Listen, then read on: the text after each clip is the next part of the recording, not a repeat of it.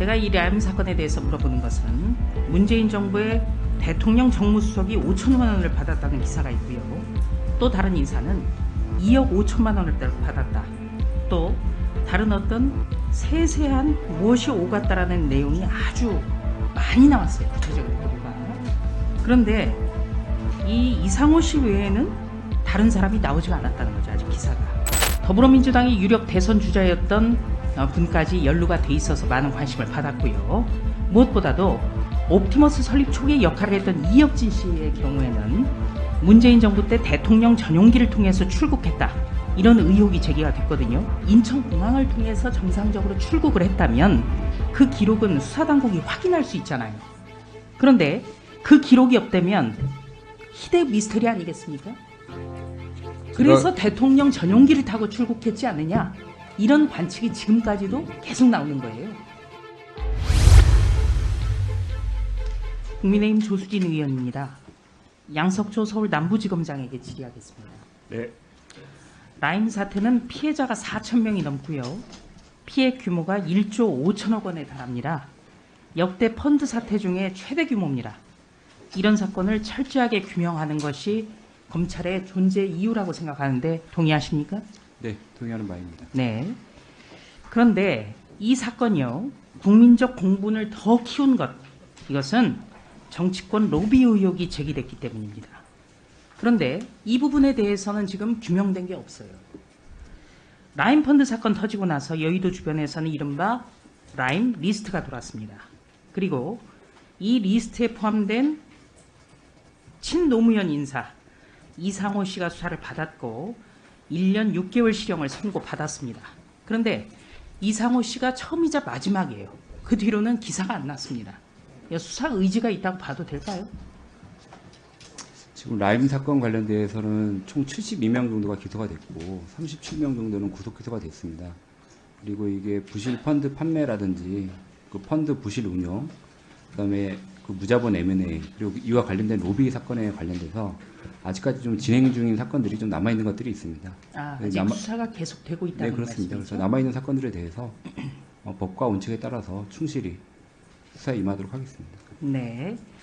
제가 이 라임 사건에 대해서 물어보는 것은 문재인 정부의 대통령 정무수석이 5천만 원을 받았다는 기사가 있고요.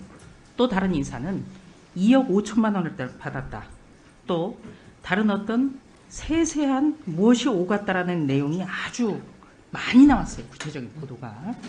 그런데 이 이상호 씨 외에는 다른 사람이 나오지가 않았다는 거죠. 아직 기사가. 그래서 중대한 사건이기도 하고 국민의 피해가 큰 사건이고 국민적 관심이 많은데 이게 시간이 너무 오래 걸린다, 이런 지적이 나와요. 어떻게 생각하세요? 제가 그 5월 달에 부임한 이후에 약간 그 지연되어 있는 사건들에 관해서는 다시 한번 좀 기록을 검토하고 필요한 수사를 진행토록 조치해서 좀 관련 사건들 진행을 지금 하고 있는 상황입니다. 수사팀이 재정비되기 전에 어떤 그 단서가 될 만한 것이 많이 좀 묻혀져 있고 어떻게 보면은 쓸만한 자료가 좀 은폐되거나 그런 시도가 있었다는 그런 추측도 가능하겠네요. 그런 부분에 대해서 뭐 구체적인 말씀을 올리기는 좀 그렇고요. 하여튼 그 수사에 어려움이 있었군요. 그 증거 및 그 조사 결과에 따라 가지고 공정하게 법과 원칙에 따라서 처리하도록 하겠습니다. 수사에 좀 어려움이 컸던 것 같습니다. 자, 수사가 지금 속도를 내지 못하고 있는 데에는 추미애 법무부 장관이 서울 남부지검의 증권범죄합동수사단을 폐지한 것도 한몫했다, 이런 지적이 나오거든요. 정권교체 이후에 한동훈 장관 1호 지시로 이 증권범죄합동수사단이 부활을 했는데 지금이라도 철저한 수사를 기대해도 되겠습니까? 네, 법과 원칙에 따라서 충실히 수사하도록 하겠습니다. 네, 좀 그럼 기대해 보겠습니다. 이번에는 송경호 서울중앙지검장에게 질의하겠습니다. 옵티머스 펀드 사태 중앙지검이 수사를 했죠? 예. 네. 대부분 수사가 종결돼서 재판까지 확정된 사안도 있습니다. 네. 이 사건 역시 라임 사건처럼 서민의 다중피해 사건으로 피해 규모만 5천억 원에 달합니다. 더불어민주당이 유력 대선 주자였던 분까지 연루가 돼 있어서 많은 관심을 받았고요. 무엇보다도 옵티머스 설립 초기에 역할을 했던 이혁진 씨의 경우에는 문재인 정부 때 대통령 전용기를 통해서 출국했다. 이런 의혹이 제기가 됐거든요.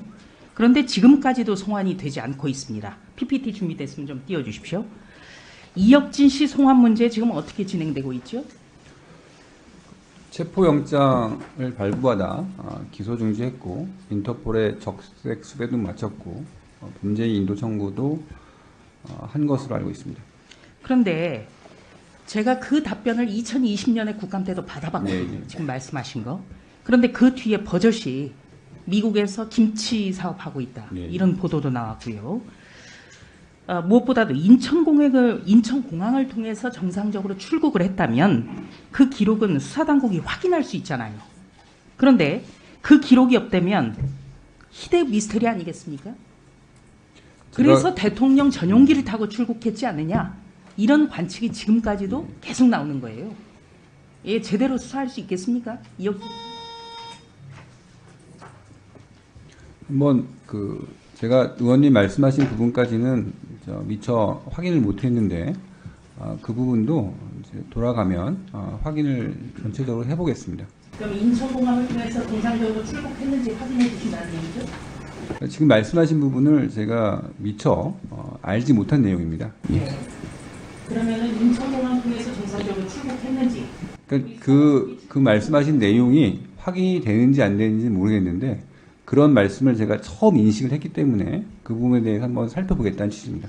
네, 정리해 주시죠. 네.